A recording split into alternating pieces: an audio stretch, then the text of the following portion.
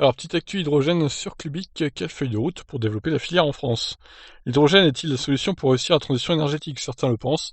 La France souhaite faire partie des pays qui seront en tête des recherches et publie cette semaine son plan. L'Association française pour l'hydrogène et les piles à combustible, regroupant 190 acteurs français spécialistes de l'hydrogène, a publié ce jeudi son plan pour le développement en France de cette énergie plus propre. Alors, il y a deux techniques pour produire de l'hydrogène. Aujourd'hui, la principale méthode utilisée est celle consistant à extraire l'hydrogène de ressources fossiles, entraînant le rejet de gaz à effet de serre. Par ce biais, sont obtenus 95% de la production d'hydrogène mondiale. Oui, donc là, c'est vraiment la solution la plus polluante. Cependant, une autre technique existe consistant en quelques mots à utiliser des énergies renouvelables, telles que l'éolien ou le solaire, pour mettre en place l'électrolyse de l'eau qui décompose l'eau en oxygène et en hydrogène grâce à l'électricité. Cette technique est nettement plus propre que la première. Cette solution pourrait alors permettre d'alimenter de nombreux véhicules électriques en remplaçant la lourde batterie par un réservoir d'hydrogène qui se remplirait vite à la station et qui permettrait d'augmenter l'autonomie des véhicules légers, mais aussi des poids lourds. L'hydrogène pourrait également revêtir d'autres applications dans l'industrie.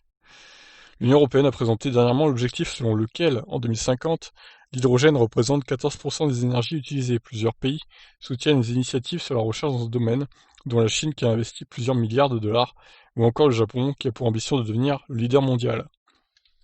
Philippe Boucly, président de l'AFUPAC, interviewé par 20 minutes, indique que la France est dans le peloton de tête de la recherche sur l'hydrogène d'après lui. L'hydrogène est l'une des 10 énergies retenues par le gouvernement français pour son impact productif prévu avant la crise de la Covid-19. Alors que Bruno Le Maire et Elisabeth Borne annonçaient en juin vouloir rouler à l'hydrogène d'ici 2035, c'est loin, 15 ans quand même, Philippe Boucly pense que la France sera en mesure de produire à l'horizon 2030 700 000 tonnes d'hydrogène propre ou grandement décarboné. Il prévoit que 300 000 voitures et 5 000 camions et bus fonctionnent à l'hydrogène en France et que 50% de la production annuelle servira à l'industrie. 300 000 voitures hydrogène en France en 2030. Dans 10 ans, il me paraît un peu optimiste. Il va falloir que les prix baissent et que les voitures se développent parce que là, on en est encore loin et surtout que le prix de l'hydrogène chute drastiquement.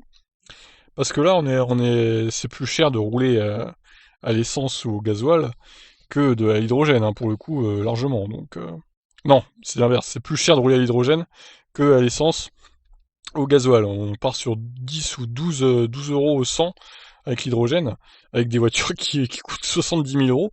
Donc je vous laisse faire le calcul, c'est pas très rentable. Mais bon, peut-être que tout ça va évoluer, hein, d'ici 10 ans, il y aura peut-être moyen.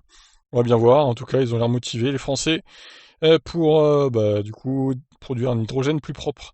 Faut vraiment qu'on se débarrasse de la première méthode, en tout cas, qui sert à produire l'hydrogène. Quand même, 95% de la production d'hydrogène mondiale est faite avec cette méthode. Là, franchement, c'est pas du tout bien de faire ça. Faut vraiment qu'on arrive à cette technique-là grâce aux énergies renouvelables. Production d'hydrogène, donc.